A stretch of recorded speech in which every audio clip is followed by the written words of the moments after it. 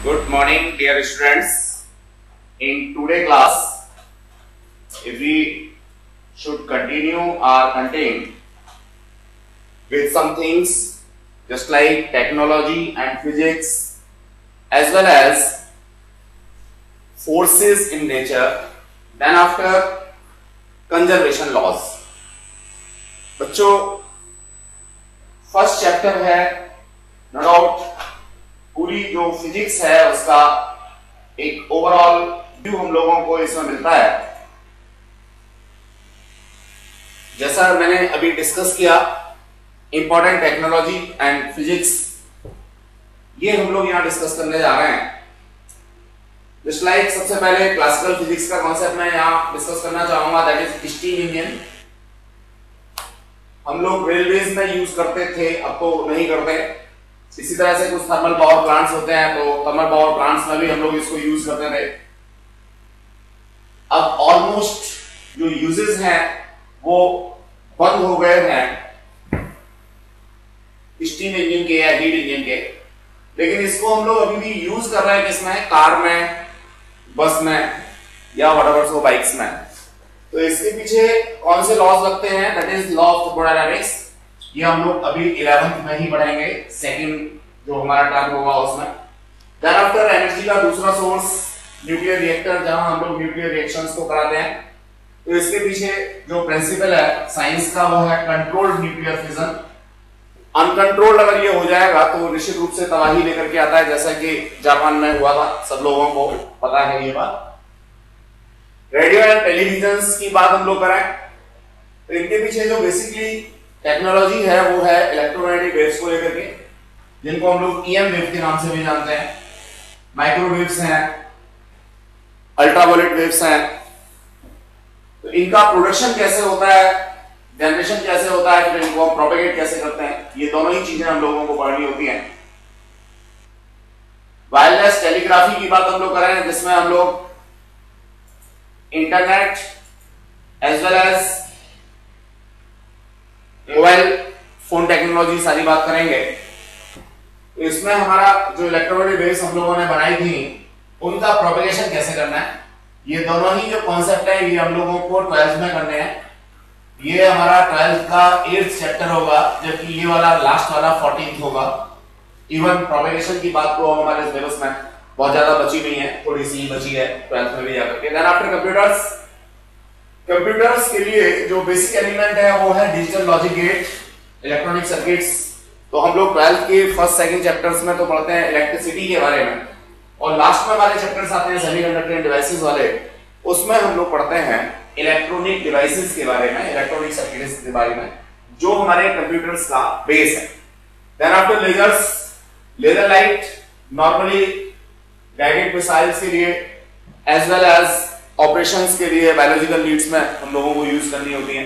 तो इसके पीछे जो बेसिक प्रिंसिपल है फिजिक्स का वो है light amplification by stimulated emission radiation. ये अब हमारे 11th-12th में किसी भी सिलेबस में नहीं है। Production of ultra high magnetic fields, बहुत ज्यादा मैग्नेटिक फील्ड्स हम लोग डेवलप करते हैं, बनाते हैं, वो हमारे सुपर कंडक्टिविटी को एक तरीके से बर्थ देते हैं। सुपर कंडक्टिविटी बोले तो जब रेसिस्टेंस ही नहीं रहेगा तो पावर लॉसेस हमारे मिनिमाइज हो जाएंगे या खत्म ही हो जाएंगे। अल्टीमेटली एक रिवॉल्यूशनरी चेंज आ जाएगा सुपर फास्ट कंप्यूटर्स बनाने में, सुपर कंप्यूटर्स बनाने में। और जो सुपर कंप्यूटर्स बन जाएंगे तो जो आज थोड़ा बहुत लैग होता है वो लैग भी हमारा खत्म हो जाएगा। देन आफ्टर हम लोग बात करना चाहेंगे रॉकेट प्रोपल्शन। रॉकेट्स जो हम लोग यहां से प्रोपेल करते हैं, उसके पीछे जो हमारा बेसिक लॉ है फिजिक्स का वो है न्यूटन्स लॉ ऑफ मोशन। ये आपका 11th के अंदर ही आपको पढ़ना है, काफी इंपॉर्टेंट कॉन्सेप्ट है। अभी बस काइनेटिक्स के बाद में शुरू हो जाएगा। Then after electric generator, normally आप लोगों ने देखा होगा अगर लाइट चली जाती है तो कुछ फैक्ट्रीज में या स्कूल्स में भी जनरेटर्स होते हैं। तो उसके पीछे जो बेसिक प्रिंसिपल है वो है फैराडे का इलेक्ट्रोमैग्नेटिक इंडक्शन, EMI के नाम से हम लोग जानते हैं इसको, और ये हम लोगों को 12th में आगे पढ़ना होगा। हाइड्रो इलेक्ट्रिक पावर प्लांट, इसमें हम लोग ग्रेविटेशनल पोटेंशियल एनर्जी को कन्वर्ट करते हैं किसमें, इलेक्ट्रिकल एनर्जी में। बड़ा पुराना और कन्वेंशनल तरीका है। इस तरीके को आज भी हम लोग यूज कर रहे हैं। एक तरीके से हम ये कह सकते हैं कि ये भी ग्रीन एनर्जी का कार्ड है, इसमें भी कोई पॉल्यूशन नहीं होता और जो नेचुरल रिसोर्सेज हैं उन नेचुरल रिसोर्सेज को हम लोग यूज कर रहे हैं। Then after students I want to discuss the principle of aeroplane. हम लोग हवाई जहाज उड़ाते हैं, तो हवाई जहाज की उड़ने के पीछे कौन सा प्रिंसिपल है? देखिए इंजन तो उसमें थर्मोडायनामिक्स का कांसेप्ट हो गया, लेकिन उड़ने के पीछे प्रिंसिपल है बर्नौलीज प्रिंसिपल। ये हम लोगों को 11th में ही पढ़ना है, बड़ा इंपॉर्टेंट कॉन्सेप्ट है। आप लोगों के एग्जाम में 100% क्वेश्चन बनता ही बनता है इसके ऊपर, बर्नौलीज प्रिंसिपल के ऊपर, बर्नौलीज थ्योरम के ऊपर। Then after particle acceleration and cyclotron, देखिए जो चार्ज पार्टिकल्स हैं जिनके अंदर अपना एक डेफिनेट मास है, एक मेजरेबल मास है, उनको हम एक्सेलरेट करते हैं, एनर्जिएट करते हैं और गामा नाइफ जैसी चीजें बनाते हैं। तो इनके पीछे जो प्रिंसिपल है वो है इलेक्ट्रोमैग्नेटिक फील्ड्स। इलेक्ट्रोमैग्नेटिक बेसिकली दो वर्ड से बना है, electro as well as magnetic, यानी इलेक्ट्रिसिटी और मैग्नेटिज्म दोनों का ही कॉम्बिनेशन। इन फील्ड्स के अंदर से हम लोग इनको ट्रैवल कराते हैं तो ये एक्सेलरेट हो जाते हैं। तो पार्टिकल एक्सीलरेशन या साइक्लोट्रॉन जो है वो इलेक्ट्रोमैग्नेटिक फील्ड्स के ऊपर बेस्ड होता है। ये हम लोगों को 12th में पढ़ना है। सोनार, देखिए सोनार क्या है? बेसिकली हम लोग यहाँ रिफ्लेक्शन ऑफ अल्ट्रासोनिक्स की बात करते हैं। समुद्र की गहराई हम लोगों को नापनी हो या व्हाटएवर हो, हमें ह्यूमन बॉडी के अंदर होने वाले कुछ मस्कुलर चेंजेस को देखना हो, सॉफ्ट टिश्यूज के बारे में जानकारी हो, अल्ट्रासोनिक्स की बात हम लोग करते हैं। ऑप्टिकल फाइबर्स, डाटा ट्रांसमिशन अगर मैं पॉइंट टू पॉइंट करना चाहता हूं, ब्रॉडकास्ट नहीं करना चाहता, तो ऑप्टिकल फाइबर्स को यूज करता हूं इलेक्ट्रिकल वायर्स की जगह पर। इलेक्ट्रिकल वायर्स का रेजिस्टेंस कंपैरेटिवली काफी ज्यादा होता है बच्चों, तो यहाँ डाटा लॉस होता है, पावर लॉसेस भी होते हैं। लेकिन ऑप्टिकल फाइबर में 2-3 फायदे विशेष रूप से होते हैं। एक तो इनका कोई लॉस नहीं होता, इनके अंदर कोई डाटा लॉस नहीं होता, कोई एनर्जी लॉस नहीं होता। दूसरी चीज ये है कि इसमें कोई मेटल नहीं लगा होता। जब मेटल नहीं लगा होता तो इसको हम कहीं भी डाल देते हैं, इसको कोई चुरा के नहीं ले जाता। वरना तो वायर्स, अगर हम लोग टेलीफोन वायर की भी बात करें, अगर हम लोग नेट के वायर की भी बात करें, तो कोई भी उसको काट के अपने घर में रखने की कोशिश करता है, क्योंकि उसकी रीसेल वैल्यू कुछ होती है। ऑप्टिकल फाइबर में कोई रीसेल वैल्यू नहीं होती, तो इसको कोई चुराता नहीं है। सबसे बड़ा बेनिफिट ये भी है अगर मैं देखूं साइंस के अलग। इसके बाद हम लोग बात करेंगे नॉन रिफ्लेक्टिंग कोटिंग्स। देखिए रडार की जो पहुंच है उससे अगर हमें बचाना है किसी अपने एरोप्लेन को, तो हम लोग ये नॉन रिफ्लेक्टिंग कोटिंग्स करते हैं। जो हमारे फाइटर प्लेन्स होते हैं उनके ऊपर हम लोग नॉन रिफ्लेक्टिंग कोटिंग करते हैं, जिससे जो रेडियो वेव्स हैं वो रिफ्लेक्ट नहीं होती, एब्जॉर्ब हो जाती है उसके अंदर। As well as optical interference भी हम लोग यहाँ पे फिनोमेना देखना चाहेंगे निश्चित रूप से, जहां से कोई लाइट फिर रिफ्लेक्ट हमारी होती नहीं आती। इलेक्ट्रॉन माइक्रोस्कोप, जो नॉर्मल माइक्रोस्कोप होते हैं स्टूडेंट्स, उनकी जो मैग्नीफाइंग पावर है वो बहुत ज्यादा नहीं होती। अगर मैं एक इलेक्ट्रॉन जैसी चीज, यानी कि बहुत ही फाइन पार्टिकल को भी देखना चाहता हूं, तो इलेक्ट्रॉन माइक्रोस्कोप यूज करता हूं। और इलेक्ट्रॉन माइक्रोस्कोप के पीछे जो बेसिक प्रिंसिपल है फिजिक्स का, वो है वेव नेचर ऑफ इलेक्ट्रॉन्स। ये हम लोग 12th में पढ़ेंगे। फोटोसेल, आप लोग सोलर सेल्स की बात करते हैं। सोलर सेल्स में हम लोग सन से सीधे सीधे इलेक्ट्रिसिटी बनाते हैं और अपने घरों में या इंडस्ट्रीज में यूज करते हैं। तो स्टूडेंट्स, ये जो हमारे फोटो सेल्स हैं, ये फोटो इलेक्ट्रिक इफेक्ट के ऊपर बने हैं और ये भी हम लोगों को 12th में पढ़ना है। फिर हम लोग बात करेंगे फ्यूजन टेस्ट रिएक्टर और टोकामैक।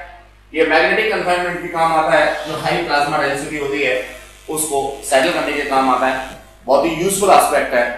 तो हाई मैग्नेटिक फील्ड किस तरह से प्रोड्यूस होते हैं और हम टॉरॉइड के थ्रू किस तरीके से इनको सर्कुलर मैग्नेट्स को बनाते हैं या सर्कुलर मैग्नेट्स को डेवलप करते हैं, ये बात हम लोग पढ़ेंगे अगेन कहां? 12th में जाकर के। 12th में हमारे सिलेबस में है स्टूडेंट्स। इसके बाद मैं बात करना चाहूंगा gain metre waves, radio telescope की। जो रेडियो टेलीस्कोप्स हैं वो नो डाउट बड़े कहना चाहिए कि हैवी टेलीस्कोप्स होते हैं, जो एस्ट्रोनॉमिकल बॉडीज होती हैं उनको देखने के लिए यूज होते हैं। और इनके पीछे जो बेसिक प्रिंसिपल है वो है हमारा कॉस्मिक रेडियो वेव्स की डिटेक्शन का। तो ये हम लोग यूज करते हैं और इसके बारे में सिर्फ स्पेक्ट्रम पढ़ के हम लोग 12th में रह जाते हैं, बहुत ज्यादा डिटेल्स हम लोग नहीं पढ़ते। फिर बोस आइंस्टीन कॉन्सेप्ट है। तो इसमें हम लोग जो एटम है उनकी कूलिंग के बारे में डिस्कशन करते हैं। ये भी टॉपिक हम लोगों को 11th या 12th में नहीं पढ़ना होता। हायर क्लासेस के अंदर हम लोग इन सब चीजों को पढ़ते हैं। तो बच्चों ये कुछ चीजें थी जो हमें यहाँ डिस्कस करनी थी regarding to what technology and physics. तो आपको यहाँ से एक निश्चित रूप से आइडिया डेवलप हो जाता है कि किस तरह से हम लोग फिजिक्स में अपने इंटरेस्ट की बात करेंगे, किस तरीके से जो डिफरेंट एस्पेक्ट्स हम लोगों को मिलेंगे, इन डिफरेंट एस्पेक्ट्स को अपनी फर्दर स्टडीज के लिए यूज करना चाहेंगे। देन आफ्टर मैं बात करना चाहूंगा बच्चे फंडामेंटल फोर्सेस इन नेचर की। मैंने यहाँ पे इंपॉर्टेंट भी लिखा हुआ है तो समझ लीजिए कि इंपॉर्टेंट है ही। वैसे तो मेरी स्पीड ऑटोमेटिकली स्लो हो जाती है जहां इंपॉर्टेंट एस्पेक्ट्स आते हैं, और जो कंपैरेटिवली सिर्फ फॉर ए शेक होते हैं, जो सिर्फ हमें अपनी एक नॉलेज में लेकर आने होते हैं, वहां थोड़ी सी स्पीड ऑटोमेटिकली बढ़ जाएगी। तो don't go for the things, आपको सिर्फ मेरी जो पेसिंग है उसके अकॉर्डिंग करना है। चलिए, तो जो फंडामेंटल फोर्सेस हैं उसमें बेसिकली 4 फोर्स हैं जो हमारे फंडामेंटल कहलाते हैं, जिसमें सबसे पहला है ग्रेविटेशनल फोर्स। सब लोग इसके बारे में जानते हैं। नेचर का वीकेस्ट फोर्स है, इससे कमजोर कोई फोर्स नहीं होता। लगता कब है? जब हमारे पास 2 हैवियर मास होते हैं। तो 2 हैवियर मास के सेंटर से सेंटर के बीच की जो डिस्प्लेसमेंट है उसको मैं यहाँ पे आर कह रहा हूं, और जो फोर्स लगेगा इनके बीच में वो निश्चित रूप से प्रैक्टिकली या एक्सपेरिमेंटली F डायरेक्टली प्रोपोर्शनल होगा m1 मल्टीप्लाइड बाई m2 के, और इनवर्सली प्रोपोर्शनल होगा जो डिस्प्लेसमेंट है इसके स्क्वायर के।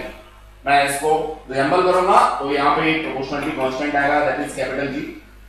इसे हम लोग कहते हैं universal gravitational constant m1 m2 over r square. तो बच्चों ग्रेविटेशनल फोर्स जो है वो बेसिकली मासेस के बीच में लगते हैं, 2 या 2 से मास के बीच में लगते हैं। फोर्स है, वेक्टर क्वांटिटी है, तो इनके एडिशन की बात और ये सब हम लोग करेंगे। इवन ग्रेविटेशनल फोर्सेस के ऊपर पूरा एक यूनिट है हमारा, पूरा एक चैप्टर है हमारा, वो हम लोगों को पढ़ना है, और फर्स्ट टर्म का जो एग्जाम होता है उसके अंदर ये लास्ट चैप्टर होता है। Then after electromagnetic forces. Electromagnetic में अगेन मैं ये डिस्कस करना चाहूंगा यहाँ पे इलेक्ट्रो और मैग्नेटिक 2 चीजें अलग अलग हैं जिनको बना करके इलेक्ट्रोमैग्नेटिक वर्ड बना है। तो बेसिकली इलेक्ट्रिसिटी और मैग्नेटिज्म दोनों के लिए कॉमन होते हैं, और इलेक्ट्रिसिटी और जो मैग्नेटिज्म है उनको हम अलग अलग भी नहीं कर सकते। जब भी कोई चार्ज पार्टिकल मोशन में होगा तो वो मैग्नेटिज्म डेवलप करेगा, और मैग्नेटिज्म अगर हमारी वैल्यू होगी तो इलेक्ट्रिकल फील्ड्स की बात, इलेक्ट्रिकल फोर्स के बारे में बात करेंगे। तो ये दोनों अलग अलग होते ही नहीं है, हालांकि हम लोग 12th में जाकर के इनको अलग अलग करके पढ़ने की कोशिश करते हैं, लेकिन दोनों एक दूसरे के साथ एसोसिएटेड होते हैं। यहाँ जो फील्ड पार्टिकल्स हैं वो चार्ज हैं, और निश्चित रूप से जैसे ग्रेविटेशनल फोर्स मैंने पढ़ा था वैसे ही यहाँ नो डाउट जो मास है उनकी जगह पे क्या हो जाएगा, चार्ज हो जाएंगे। Q1 Q2 2 चार्ज ले लिए, सेंटर से सेंटर के बीच में डिस्प्लेसमेंट आ गई है, और जो नेट फोर्स यहाँ पे आएगा वो आएगा small k Q1 Q2 over r square. Small k again यहाँ प्रोपोर्शनलिटी कांस्टेंट है। स्मॉल k की जो वैल्यू आती है वो 10 टू पावर 9 के ऑर्डर में आती है, और जो कैपिटल G है इसकी वैल्यू 10 टू पावर -11 के ऑर्डर में आती है। तो no doubt they are much more stronger than that of the gravitational forces. तो इलेक्ट्रोमैग्नेटिक फोर्सेस के बारे में डिटेल हिस्ट्री हम लोगों को 12th के फर्स्ट सेकंड थर्ड चैप्टर्स के अंदर पढ़नी होती है, और ग्रेविटेशन हम लोगों को यहाँ 11th में पढ़ना होगा। जिस तरह से हमने यहाँ इलेक्ट्रिकल फोर्सेस के बारे में बात की है, उसी तरीके से मैग्नेटिक फोर्सेस के बारे में बात कर सकते हैं। मान लीजिए आपके पास में एक मैग्नेट है, ये दूसरा मैग्नेट है, और इसका magnetic pole strength capital M1 से शो किया, इसका मैग्नेटिक पोल स्ट्रेंथ मैंने कैपिटल स्मॉल m2 से डिनोट किया। दोनों के बीच में जो डिस्प्लेसमेंट है वो r है। तो अगेन यहाँ जो मेरे को मिलने वाला है फोर्स वो होगा क्या, अगेन मैं स्मॉल k इसको कहता हूँ, और that is m1 m2 over r square. लेकिन ध्यान रहे बच्चे ये वाला जो स्मॉल k है इससे बिल्कुल डिफर है, और इसकी जो वैल्यू आती है वो 10 टू पावर -7 ऑर्डर की आती है। तो आप समझ सकते हैं कि जो फोर्सेस का नेचर होगा, जो इनकी स्ट्रांगनेस होगी, वो ये जो प्रोपोर्शनलिटी कांस्टेंट है, अभी तो प्रोपोर्शनलिटी कांस्टेंट बाय कैलकुलेशंस निकाला जाता है, बाय एक्सपेरिमेंट निकाला जाता है स्टूडेंट्स, तो इसमें कोई कुछ नहीं कर सकता। अगेन मैं ये रिपीट करना चाहूंगा कि physics is a study of nature, यानी नेचर पहले है, फिजिक्स बाद में है। तो यहाँ कोई ये नहीं कहेगा कि साहब ये ज्यादा क्यों होता है, ये कम क्यों होता है, नेचर में होता है, बस हम उसको डिस्क्राइब कर रहे हैं। तो दैट इज द कॉन्सेप्ट। ये जो दो फोर्सेस हम लोगों ने देखे बच्चे, इसके अलावा दो फंडामेंटल फोर्सेस हम लोगों को और भी मिलते हैं जिन्हें हम स्ट्रॉन्ग न्यूक्लियर फोर्स और वीक न्यूक्लियर फोर्सेस के नाम से जानते हैं बच्चों। देखो जो स्ट्रॉन्ग, क्या मैं तो इसको स्ट्रॉन्गेस्ट ही कहूंगा, ये स्ट्रॉन्ग नहीं है स्टूडेंट्स, क्या है, स्ट्रॉन्गेस्ट है, क्योंकि नेचर में इससे ज्यादा मजबूत और फोर्सेस मिलते नहीं है, ये सबसे ज्यादा मजबूत फोर्स होता है। ये बेसिकली न्यूक्लियॉन्स के बीच लगते हैं। ये न्यूक्लियॉन्स क्या है, आपने एटम पढ़ा होगा, एटम के सेंटर पे न्यूक्लियस पढ़ा होगा। इस न्यूक्लियस के अंदर जो रहता है, न्यूट्रॉन रहता है और प्रोटॉन रहता है, न्यूट्रॉन रहता है, प्रोटॉन रहता है, न्यूट्रॉन रहता है, प्रोटॉन रहता है। तो देखिए यहां न्यूट्रॉन न्यूट्रॉन के बीच या न्यूट्रॉन प्रोटॉन के बीच या प्रोटॉन प्रोटॉन के बीच जो भी फोर्स लगते हैं, उन फोर्सेस को हम लोग स्ट्रॉन्गेस्ट न्यूक्लियर फोर्स के नाम से जानते हैं। और नो डाउट ये चार्ज इंडिपेंडेंट होते हैं, मास इंडिपेंडेंट होते हैं, ना तो इनके ऊपर चार्ज का कोई फर्क पड़ता, ना तो मास का फर्क पड़ता, सिर्फ फर्क पड़ता है तो इन दोनों के बीच में जो डिस्टेंस है या डिस्प्लेसमेंट है, इन दोनों के बीच में जो डिस्प्लेसमेंट है, इन दोनों के बीच में जो डिस्प्लेसमेंट है, इसका फर्क पड़ता है। और ये जो फोर्स होते हैं वो हमारे निश्चित रूप से 1/r³ की proportionality, where r is the displacement between two nucleus, इसके ऊपर डिपेंड करता है। तो जितनी कम डिस्टेंस होगी ये फोर्स उतने ज्यादा हो जाएंगे। ये नेचर में सबसे ज्यादा स्ट्रॉन्ग है। डिफरेंट कैरेक्टरिस्टिक्स इनकी अभी हम लोग डिस्कस करेंगे। अभी तो 4 फंडामेंटल फोर्सेस की बात कर रहे हैं। अब इसके बाद में है वीक न्यूक्लियर फोर्स। देखिए इसमें भी न्यूक्लियर वर्ड लगा हुआ है, इसमें भी न्यूक्लियर वर्ड लगा हुआ है। तो बच्चों में ये समझना है कि यहां हम न्यूक्लियस के अंदर की बात कर रहे हैं और यहां जैसे ही हमारे न्यूक्लियस से कुछ बाहर निकल जाता है, इट में बी बीटा पार्टिकल्स, इट में be alpha particles, whatever so, तो जो बाहर निकल के आ गया, अब उनके बीच में जो फोर्स लगेगा उस फोर्स को हम लोग वीक न्यूक्लियर फोर्स के नाम से जानते हैं। ये भी न्यूक्लियर फोर्स, लेकिन न्यूक्लियस के बाहर की बात है, न्यूक्लियॉन्स के बीच में नहीं है, जबकि यहां पे न्यूक्लियॉन्स के बीच में था स्टूडेंट्स। तो ये फोर्सेस जो होते हैं वो कंपैरेटिवली काफी कमजोर होते हैं। इस तरीके से हम लोगों ने 4 फंडामेंटल फोर्सेस के बारे में पढ़ा। यहां से एक क्वेश्चन आप लोगों को 100% आपके एग्जाम में मिलना ही मिलना है, जो भी टेस्ट होगा उसमें आपको मिलना ही मिलना है। एक मोस्ट इंपॉर्टेंट क्वेश्चन तो मैं आपको भी यही आपके सामने डिस्कस कर देता हूं, that is ratio in between gravitational forces, weak nuclear forces, electromagnetic forces and strongest nuclear forces. इसके बीच में 1:10⁻²5, 10⁻36, 10⁻38 ये रहता है। अगर मैं यहां देखूं तो यहां 10⁻25 का अंतर है, अगर मैं यहां इन दोनों के बीच में देखूं तो 10⁻11 का अंतर है, और यहां इन दोनों के बीच में देखूं तो 10⁻2 का अंतर है। बच्चों देखने में 10⁻25, 10⁻11, 10⁻2 मेरे को कम लग सकता है, लेकिन मैं यहां ये रिकॉल करा देना चाहूंगा कि 10⁻2, देखिए 10⁻36 और 10⁻38, इसमें जो रेशियो है वो 10⁻2 का है, और 10⁻2 का मतलब कितना होगा, 100। यानी ये जो मेरे फोर्स हैं, कौन से, इलेक्ट्रोमैग्नेटिक फोर्स, इनसे 100 गुना मजबूत फोर्स होते हैं कौन से, स्ट्रॉन्गेस्ट न्यूक्लियर फोर्सेस। इसी तरह से अब गुने की बात की तो यहां तो मैंने 100 गुना कह दिया, यहां मेरे को 10⁻11 ही कहना पड़ेगा और मेरे पास कोई तरीका नहीं बचता। यहां 10⁻25 टाइम्स ही कहना पड़ेगा मुझे, क्योंकि मैं जो जैसे एक नॉर्मल उसमें पढ़ता हूं क्या यूनिट्स, टेंस, 100, 1000 और 10,000 और मिलियन, बिलियन, पता नहीं क्या क्या, तो वहां तक काउंटिंग मुझे नहीं आती, इसलिए, और फिर ये बनाया भी इसीलिए है। जो ऑर्डर ऑफ मैग्नीट्यूड की बात हम करेंगे, अभी पढ़ेंगे फर्स्ट चैप्टर के अंदर ही पढ़ेंगे ऑर्डर ऑफ मैग्नीट्यूड के बारे में। ये ऑर्डर ऑफ मैग्नीट्यूड ये होता है स्टूडेंट्स। इसके बाद मैं यहां ग्रेविटेशनल फोर्सेस के बारे में फर्दर डिस्कशन करना चाहूंगा। मैं डिटेल स्टडी की बात करूंगा। तो देखो बच्चों, एक क्वेश्चन आप लोगों का यहां से 1 मास का 100% बनता है, वो चारों का पूछ लेगा, 2 का पूछ लेगा, 3 का पूछ लेगा, कोई भी रिलेशन पूछ लेगा। तो ये रिलेशन इंपॉर्टेंट है, आप लोगों को ये रिलेशन हमेशा टिप्स पर रखना चाहिए। ग्रेविटेशनल फोर्सेस की बात करें, अब ये डिटेल स्टडी है बच्चों। देखो यहां हो सकता है आप लोगों के स्कूल्स में बहुत ज्यादा एम्फेसाइज इन चीजों को न किया गया हो, लेकिन ये आपको करना ही है, इसका कोई सब्स्टिट्यूट नहीं है, कोई अल्टरनेट नहीं है, क्योंकि ये सब हमारे सिलेबस में है। मोस्टली चीजें 11th के ही सिलेबस में है, जो हमारा 6th यूनिट आएगा या 4th यूनिट आएगा, तो हम अभी कर लेंगे बेटर होगा।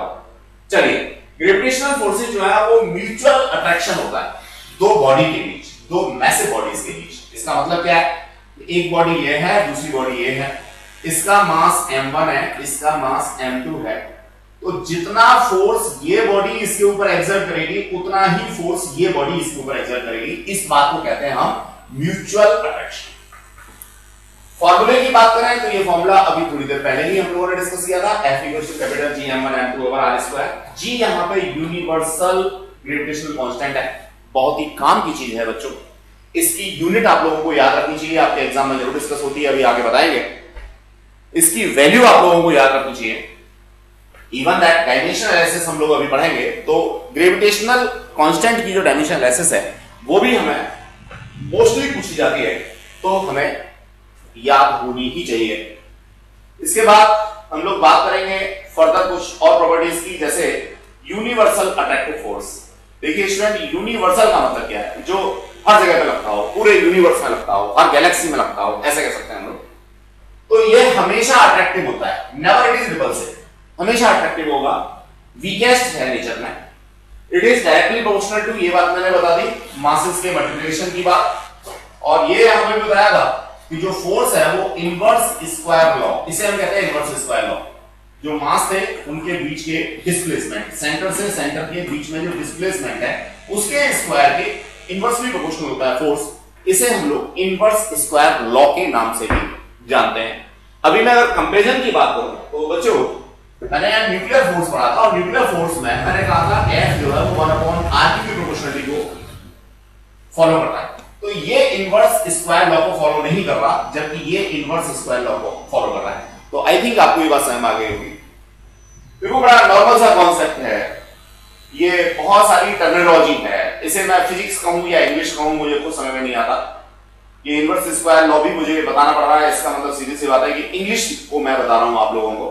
खैर, जब तक हमें ये टर्मिनोलॉजी क्लियर नहीं होगी, निश्चित रूप से हम लोग बहुत अच्छा फिजिक्स में नहीं कर सकते, क्योंकि जब हम बुक पढ़ते हैं, नोट्स पढ़ते हैं, बार बार ये वर्ड्स यूज होंगे, और जब तक इनका मीनिंग पता नहीं होगा तो कब तक हम लोग काम चलाएंगे। चलिए, फोर्थ है हमारा लॉन्ग रेंज फोर्स, यानी बहुत ज्यादा लंबी लंबी डिस्टेंसेस तक भी ये काम करना है।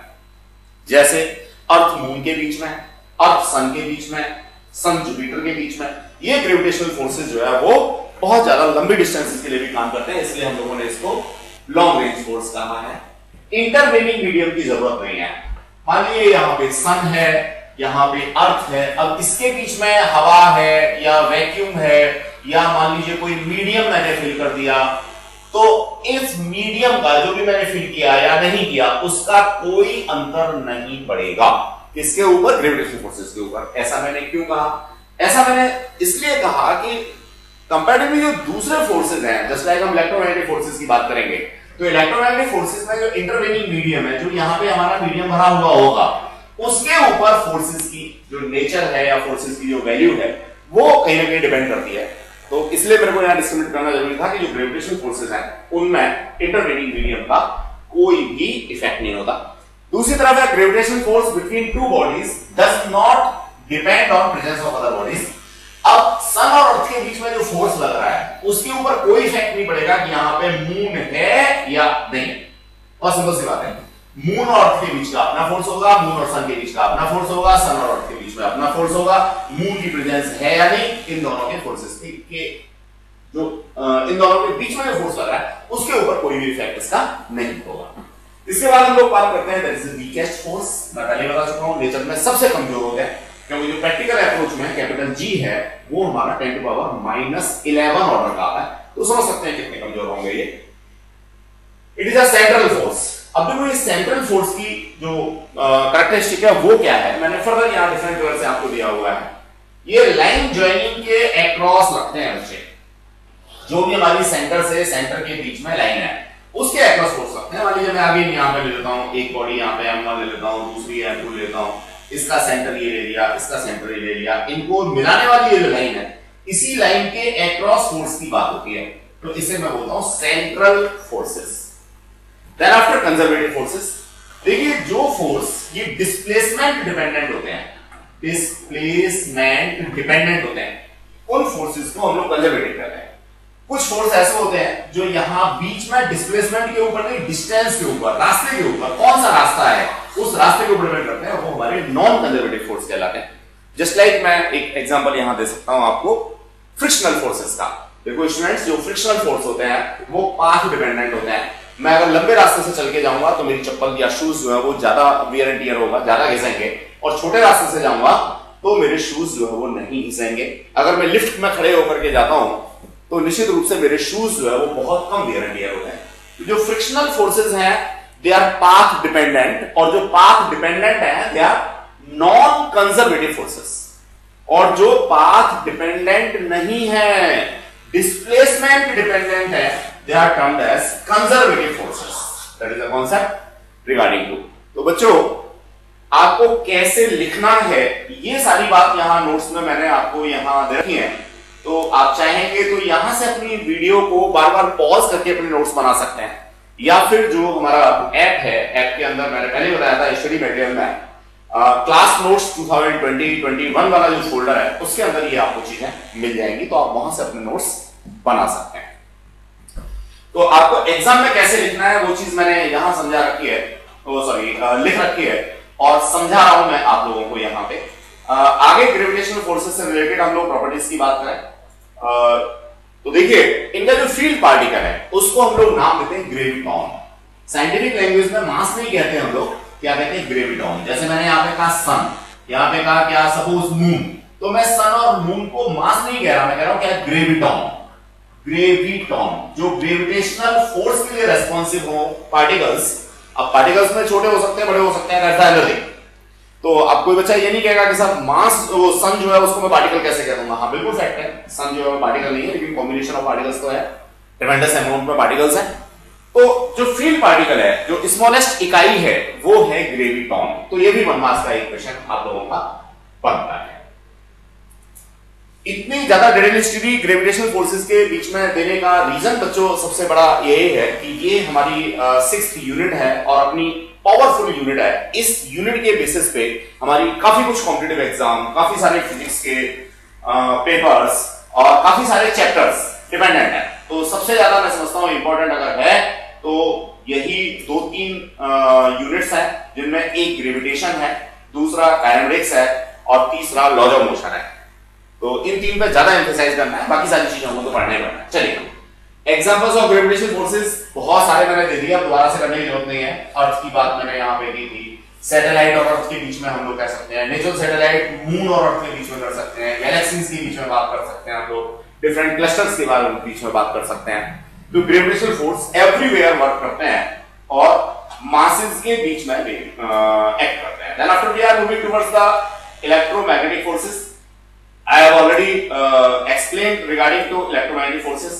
देखो 11th में इलेक्ट्रोमैग्नेटिक फोर्सेस के बारे में सिर्फ छोटी मोटी चीजें पूछी जाती है, लेकिन 12th की जैसे ही शुरुआत करोगे तो आपको सबसे पहले यही पढ़ना है, F equals to 1/q1 q2 over 4πε0 r²।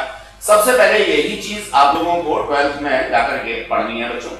तो जो लोग कॉम्पिटिटिव एग्जाम की तैयारी कर रहे हैं वो तो ये समझ लीजिए इंटीग्रेटेड 2 साल का कॉन्सेप्ट है। इसमें हम कहीं भी ऐसा नहीं सोच सकते कि साहब हमें आज ये पढ़ाना है और कल ये पढ़ाना है। 2 साल के अंदर सारा कुछ पढ़ना है, ऐसे मान के चलेंगे हम लोग। तो आज से ही इन चीजों को सोच लेंगे और बीच में ब्रेक भी नहीं होना है। मतलब कई बार क्या होता है, समर वेकेशंस आ गई, स्पेशली जो आप लोगों की 11th से 12th में जब जाने वाली वेकेशंस होती हैं वो बड़ा क्रूशियल होती हैं। और एक चीज और मैं अभी आज ही बच्चे आप लोगों को बता देना चाहूंगा कि ज्यादातर बच्चे 11th में मतलब कई बार स्विचिंग करते रहते हैं, फिर 12th में स्विचिंग करते हैं, तो वो कभी सक्सेस नहीं हो पाते, ये बात ध्यान रखना। मतलब सबसे पहले जरूरी है आपका कंटेंट में, आपके अपने स्कूल में, आपके अपने टीचर के अंदर फेथ। अगर आपको फेथ है तभी आपको 2 साल का पूरा टारगेट लेकर के अपने टीचर के साथ वर्क करना चाहिए। वरना अगर आप बार बार टीचर बदलते रहेंगे, बार बार कोचिंग इंस्टीट्यूट बदलते रहेंगे, बार बार आप क्लासेस बदलते रहेंगे, तो बदलते ही रहेंगे और कुछ नहीं होने वाला।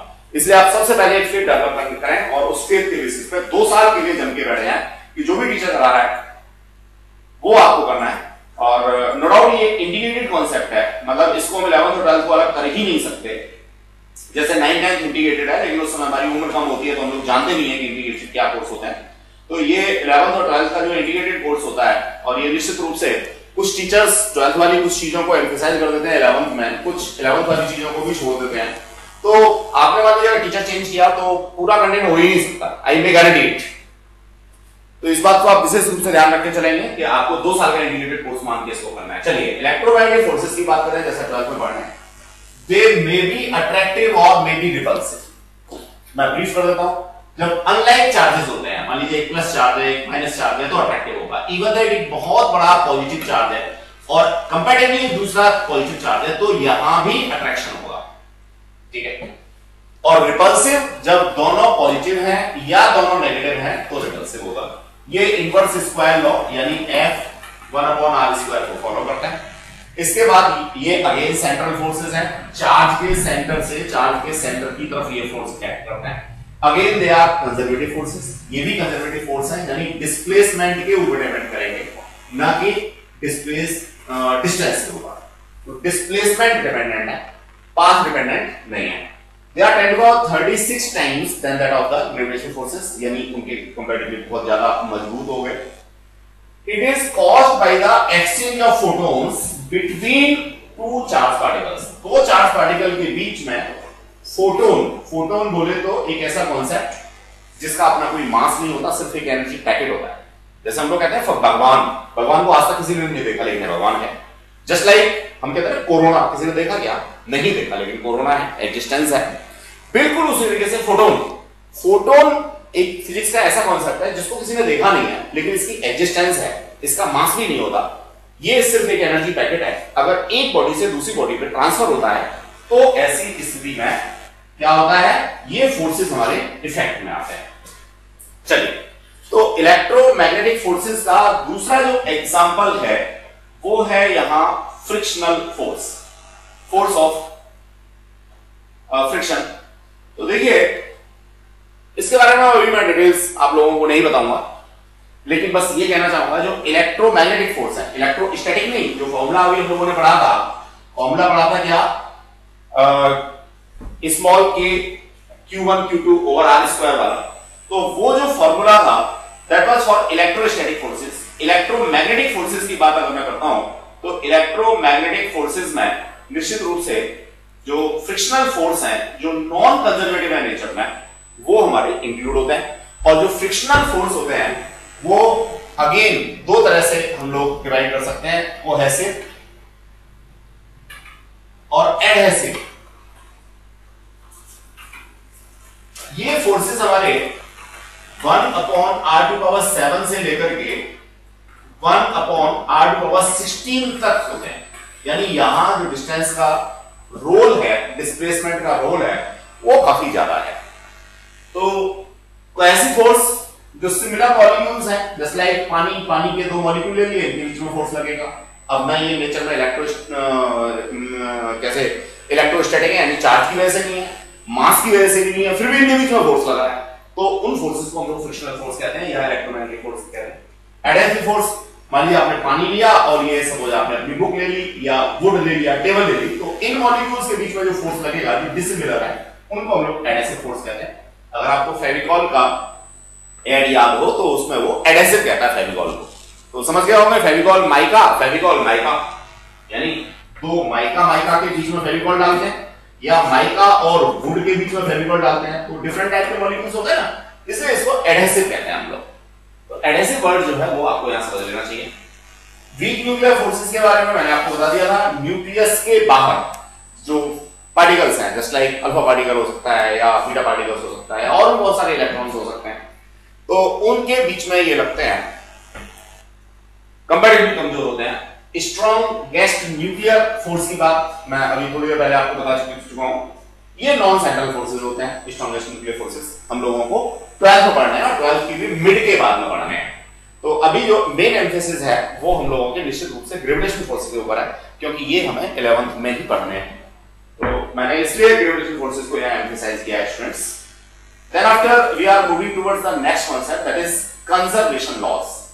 तो ये अगेन ये भी अपने आप में एक बड़ा अच्छा सा कॉन्सेप्ट है कंजर्वेशन लॉज का। कंजर्वेशन का मतलब क्या है? एक आपने गीता साथ शायद पढ़ा होगा, सुना होगा, टीवी में आजकल महाभारत भी बहुत आ रहा है, आत्मा अजर अमर है। अभी श्री कृष्ण भगवान जो है वो अर्जुन को क्या देंगे, उपदेश देंगे जब वो हथियार डाल देंगे और अपने सगे संबंधियों के ऊपर वार नहीं करेंगे, लड़ाई नहीं करेंगे, तब वो देंगे। देखना बच्चों, तो उसमें ये गीता सार के अंदर आता है कि आत्मा अजर अमर है। इसी तरीके से फिजिक्स की कई सारी चीजें हैं या नेचर की कई सारी चीजें हैं जो अजर अमर हैं। They can not be created not be destroyed. तो उन चीजों को हम लोग न क्रिएट कर सकते हैं न डिस्ट्रॉय कर सकते हैं। तो उन सबको हम लोग क्या कहते हैं, कंजर्वेटिव थिंग्स कहते हैं। और लॉज की बात करें तो 4 कंजर्वेशन लॉ हैं, जस्ट लाइक एनर्जी का कंजर्वेशन लॉ है। इसका सीधा सा मतलब ये हो गया, energy can not be created nor be destroyed, but the form of energy may be transferred from one type two another type. इसी तरह से law of conservation of linear momentum. Linear momentum को हम लोग क्वांटिटी ऑफ मोशन के नाम से जानते हैं और इसको लिखते हैं हम मास इनटू वेलोसिटी। बॉडी का मास और उसकी वेलोसिटी, अगर मैं दोनों को मल्टीप्लाई कर देता हूं तो उसको क्या कहता हूं, लीनियर मोमेंटम कहता हूं। तो again linear momentum is a conservative quantity, can not be created not be destroyed, but the form may be change.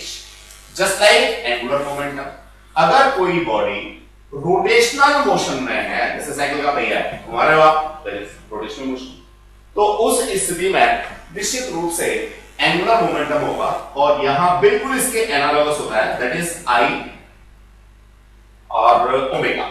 Omega is the angular velocity और जो v के एनालॉगस है, और मास के एनालॉगस है क्या, आई, जिसे हम लोग मोमेंट ऑफ इनर्शिया कहते हैं। दोनों ही चीजें हम लोगों को जो रोटेशनल मोशन वाली 5th यूनिट हम लोगों की है उसके अंदर हमें पढ़ना है। तो यहां जो एंगुलर मोमेंटम है यानी क्वांटिटी ऑफ सर्कुलर मोशन या रोटेशनल मोशन, अब यहां बच्चों सर्कुलर मोशन और रोटेशनल मोशन में लड़ाई होती है, दोनों में डिफरेंस है, लेकिन मैं दोनों के लिए एंगुलर मोमेंटम का कॉन्सेप्ट यूज कर सकता हूं। जब मैं पढ़ूंगा तब इनको डिस्क्लोज करूंगा, बताऊंगा कि क्यों कर सकता हूं। लेकिन दोनों चीजें एक नहीं है, एंगुलर मोशन बिल्कुल फर्क चीज है और रोटेशनल मोशन फर्क चीज है, या मैं कहूं सर्कुलर मोशन और रोटेशनल मोशन दोनों फर्क चीजें हैं, बिल्कुल अलग चीजें हैं। इसी तरह से कंजर्वेशन ऑफ चार्ज, देखो बच्चों चार्ज भी वो एक कंजर्वेटिव क्वांटिटी है, it cannot be created nor be destroyed, but charge may be transferred from one body to another body।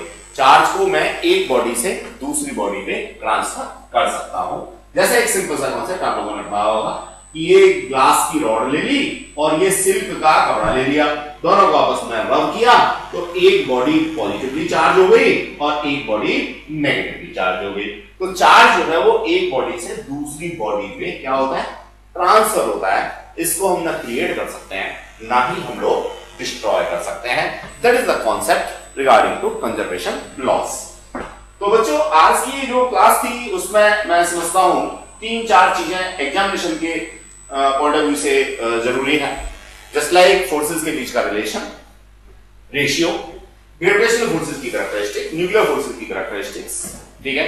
Different technology, मैं बहुत ज्यादा नहीं, जो कॉमन है जैसे बर्नौली थ्योरम एरोप्लेन के लिए हम लोगों ने पढ़ी थी, या हम लोगों ने स्टीम इंजन के लिए थर्मोडायनामिक्स पढ़ा था। तो यहां से आप लोगों के क्वेश्चंस कुछ बन जाते हैं बर्नौली लॉ से। तो ये अब है क्या, बड़ा सिंपल सा कॉन्सेप्ट है कि आपका जो पेपर डिजाइन होना है उसमें 37 क्वेश्चन आपको करने हैं। अगर मैं इंटरनल चॉइस लगा लूं तो 37 + 2 + 2 + 2 + 3, तो इतने क्वेश्चंस आपको आने हैं। अब फिजिक्स के कंटेंट में से अप्रोक्सीमेटली 45 क्वेश्चंस अगर मैं बना के किसी पेपर में डालता हूं तो शायद ही कोई टॉपिक ऐसा है जो छूटता है। हर टॉपिक से आप लोगों को क्वेश्चन आना ही आना है, ठीक है। इसलिए जरूरी हो जाता है कि हम लाइन बाय लाइन सारे कंटेंट को पढ़ें, और ये जो प्री डिटरमाइंड नोट्स तैयार किए हुए हैं निश्चित रूप से बड़ी मेहनत के साथ में इनको तैयार किया गया है, ये सोच करके कि कुछ भी छूट न जाए। नॉर्मली होता यह है, कितना भी एक्सपीरियंस हो, जब हम लोग नॉर्मल बोर्ड पे पढ़ा रहे होते हैं विदाउट नोट्स, तो वहां एक छोटी सी दिक्कत ये आती है, कई बार कुछ चीजें स्किप कर जाती हैं, मतलब प्लान्ड नहीं होता। हर टीचर जो है अपनी एक टीचर डायरी मेंटेन करता है, उस टीचर डायरी को बना के ले जाता है। पहले टेक्नोलॉजी थी नहीं, आज भी लोगों के पास नहीं है। जो टेक्नोलॉजी हम लोग यूज कर रहे हैं वो टेक्नोलॉजी हर किसी के पास में नहीं है। तो अपना बोर्ड यूज कर रहे हैं, हम भी कन्वेंशनल बोर्ड यूज कर रहे थे पिछले 15-20 साल से, कन्वेंशनल बोर्ड पे ही पढ़ा रहे हैं, उससे पहले कॉपी पेपर पे पढ़ा रहे थे। जैसे जैसे एडवांसमेंट होता है वैसे वैसे हम लोग आगे बढ़ते हैं। तो बच्चों आज भी इस टेक्नोलॉजी को ज्यादातर लोग यूज नहीं कर रहे। इसको यूज करने का सबसे बड़ा बेनिफिट ये है कि कोई भी चीज स्किप हो ही नहीं सकती, आपको मैक्सिमम कंटेंट मिलेगा। और आप कंपेयर करेंगे किसी भी रिकॉर्डेड क्लास या किसी भी ऑनलाइन क्लास से, तो जितना काम हम लोग 20 मिनट्स में करते हैं या 40 मिनट्स में करते हैं, बाकी जो क्लासेस हैं उन क्लासेस में वो काम 2 या 3 घंटे में जाके होता है। कभी कंपेयर करके देखना हमने कितनी चीजें कवर कर ली अपने 40 मिनट्स के पीरियड में, या कितनी चीजें कवर करनी है हमने 1 घंटे के पीरियड में। उतनी चीजें अगर हम बाकी जगह पे देखेंगे तो वो कम से कम 3 घंटे 2.5 घंटे में जाकर के कवर होती हैं। तो इस टेक्नोलॉजी का सबसे बड़ा बेनिफिट ये है कि हमारा टाइम सेव होता है, कोई चीज छूटती नहीं है, हर चीज पे एम्फेसिस हम अपने अकॉर्डिंग यहां पे देते हैं। चलिए, तो मैं जो बात कर रहा था वो ये कर रहा था कि एग्जामिनेशन के पॉइंट ऑफ व्यू से तो कुछ चीजें ही इंपॉर्टेंट हैं जिनको मैंने आपको यहां पे बता दिया। बाकी इसमें एक भी वर्ड, एक भी लाइन ऐसी नहीं है जिसको मैं इग्नोर कर सकूं। वो मुझे कहीं ना कहीं पढ़नी है, या तो 11th में पढ़नी है या तो 12th में पढ़नी है, उसकी एम्फेसाइज मुझे करनी ही करनी है निश्चित रूप से। That is the concept regarding to. अब कुछ क्वेश्चन मैंने यहां पे रखे हैं, जैसे how is the science different from technology. अब टेक्नोलॉजी और साइंस नो डाउट दोनों मतलब देखने में एक जैसे लगते हैं भी। अगर साइंस मदर है तो टेक्नोलॉजी उसका चाइल्ड है, बहुत सिंपल सी बात है। साइंस का जो प्रैक्टिकल एप्लीकेशन है दैट इज टेक्नोलॉजी। तो साइंस के बिना टेक्नोलॉजी पॉसिबल है ही नहीं, ये बात समझ लीजिए। अगर मैं ऐसे कहूं कि science is a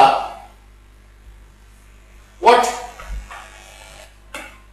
set, science जो है वो अगर सेट है तो टेक्नोलॉजी उसका सबसेट है। ये साइंस है तो टेक्नोलॉजी ये बड़ा सिंपल कॉन्सेप्ट है। यहां मैंने बताया कि साइंस जो है वो नेचुरल लॉज की स्टडी करता है, जबकि टेक्नोलॉजी उसका प्रैक्टिकल एप्लीकेशन करता है। ये दोनों में फर्क है। Distinguish between the classical physics and quantum mechanics. देखिए, जो क्लासिकल फिजिक्स है बच्चों वो 1900 से पहले भाई अभी हमारा चल रहा है 2020, तो इस हिसाब से 1900 से पहले जो भी साइंस में हम लोगों ने पढ़ा या जो इन्वेंशंस हुए वो सारे के सारे हमारे क्लासिकल फिजिक्स के पार्ट है। इसका मतलब ये नहीं 1900 के बाद में जो क्लासिकल फिजिक्स से पार्ट थे उनमें इन्वेंशन नहीं हुए, उनमें एडवांसमेंट भी हुए हैं और इन्वेंशंस भी हुए हैं स्टूडेंट्स, कोई शक नहीं है। लेकिन वहां तक जो टॉपिक थे उन सबको हमने क्लासिकल फिजिक्स कहा है। और 1900 के बाद में कुछ चीजें जैसे सॉलिड स्टेट है, क्वांटम मैकेनिक्स है, या न्यूक्लियर फिजिक्स का कुछ पार्ट है, सेमीकंडक्टर डिवाइसेस है, वो सारी की सारी हमारी क्वांटम मैकेनिक्स के अंदर है। यहां एक बात और समझनी होगी, मैक्रोस्कोपिक एंड माइक्रोस्कोपिक। देखिए, macro stand for 10 to power 6 और micro stand for MICRO, micro stand for 10 to power -6। तो बच्चों, जो कंपैरेटिवली बड़े पार्टिकल्स हैं, जो बड़ी कॉन्सेप्ट्स हैं, उन सबको हम लोग मैक्रो फिजिक्स के अंदर पढ़ते हैं, और जो फाइन पार्टिकल्स हैं, छोटे पार्टिकल्स हैं, उनके बारे में जितनी भी स्टडी है वो सारी की सारी हम लोग माइक्रो फिजिक्स के अंदर करते हैं। तो बेसिकली जो क्वांटम मैकेनिक्स है या जो हमारा मॉडर्न फिजिक्स का कॉन्सेप्ट है वो सारा माइक्रो के लिए है। किसके लिए है? माइक्रो के लिए। या वही सब चीजें लिख रखी हैं हमने। ये एक्सरसाइज में कुछ क्वेश्चंस मैंने दे रखे हैं, तो जितना भी हमने कल की क्लास में पढ़ा था या जितना भी हमने आज की क्लास में पढ़ा है उसके बेसिस पे फर्स्ट चैप्टर से रिलेटेड ये कुछ क्वेश्चंस हैं। I hope so in questions के आंसर आप लोग लिख लेंगे, या तो हमारे नोट्स में से कहीं से, मतलब नोट्स के अंदर से निकाल के लिखेंगे, समझ के लिखेंगे, या फिर आपके पास में कोई बुक है तो वहां से लिखेंगे। एक बात ध्यान रखिएगा, फिजिक्स में हिस्ट्री नहीं लिखनी होती, एब्स्ट्रैक्ट लिखना होता है। आप जो भी लिखें उसको शॉर्ट फॉर्म में लिखें, अच्छा लिखें, पॉइंट बना करके लिखें। आप हिस्ट्री की तरह से बहुत ज्यादा कॉपी पेपर्स को फिल करने की कोशिश यहां पे ना करें। चलिए, तो ये कुछ कॉन्सेप्ट थे। इस तरह से हम लोगों का जो फर्स्ट चैप्टर है फिजिकल वर्ल्ड वाला वो बच्चों कंप्लीट हो गया। इसमें से एमसीक्यू बहुत ज्यादा बनते नहीं है, फिर भी जो संडे में टेस्ट होगा उस संडे के टेस्ट में कुछ क्वेश्चंस यहां से आप लोगों को एमसीक्यू की फॉर्म में मिल जाएंगे। अगेन बच्चों, मैं ये बताना चाहूंगा कि जो हम लोगों का एवरी संडे ऑनलाइन टेस्ट होता है that is very helpful for all of you. और इस बार सारे के सारे टेस्ट हमारे कस्टमाइज्ड टेस्ट हैं। कस्टमाइज बोले तो जो हमने 3 दिन के अंदर पढ़ा है उसी में से आपसे पूछा जाएगा। आगे पीछे के क्वेश्चंस कंपैरेटिवली बहुत कम पूछे जाएंगे, आगे के तो पूछे ही नहीं जाएंगे, पीछे के कुछ क्वेश्चंस हो सकते हैं जो रिलेवेंट हैं। ठीक है, तो लास्ट ईयर भी ऑनलाइन क्लासेस थे, सॉरी ऑनलाइन टेस्ट थे, उनमें और इस बार के टेस्टों में थोड़ा सा अंतर है। वहां हमारा जो टेस्ट होता था वो कंसोलिडेटेड होता था, कस्टमाइज नहीं होता था। इस बार का जो टेस्ट है वो कस्टमाइज्ड है, सिर्फ वही पूछेंगे जो हमने इन 3 क्लासों में या 1 वीक के अंदर पढ़ा है। तो आप लोग टेस्ट जरूर अटेंड करें, उससे आपको अपनी परफॉर्मेंस पता लगती है। और जब टेस्ट में आपकी परफॉर्मेंस 80 प्लस आने लगे तो फिर आप सोचना शुरू करें कि आपको कॉम्पिटिटिव एग्जाम की तैयारी करनी है। अगर 80% वहां आपकी परफॉर्मेंस नहीं आ रही है तो कहीं ना कहीं गड़बड़ है बच्चों, थोड़ी और मेहनत करने की जरूरत है। बाकी सिर्फ कह देने से कि साहब मैं तो जो है कॉम्पिटिटिव एग्जाम करूंगा, मैं तो आईआईटी में सिलेक्ट होऊंगा, मैं तो जेईई में, हाँ बिल्कुल होगे, लेकिन पढ़ेगा कौन? पढ़ना तो निश्चित रूप से हमारे स्टूडेंट को ही है, टीचर को पढ़ाना है और बच्चे को पढ़ाना है। चलिए, तो ये सारी चीजें थी। Thanks a lot. अब हम लोग क्लास को यहीं ओवर करते हैं, बाकी भी काम करेंगे, बाकी की चीजें पढ़ेंगे नेक्स्ट क्लास में। God bless you.